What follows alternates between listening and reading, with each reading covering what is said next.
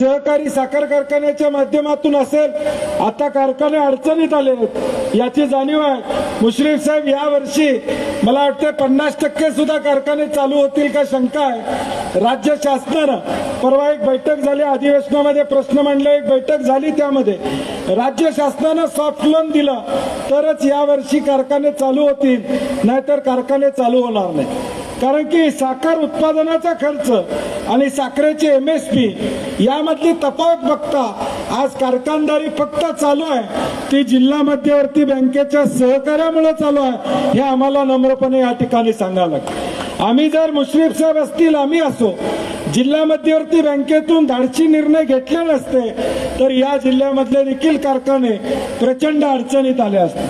परंतु शेतकऱ्याची नाळ तुटेल आणि शेतकऱ्याच्या जीवनावर परिणाम होईल या दृष्टीने कारखाने चालू करण्याची भूमिका, त्याला अर्थसहाय्य करण्याची भूमिका बँकेच्या माध्यमातून आम्ही सगळ्यांनी सातत्याने घेतली।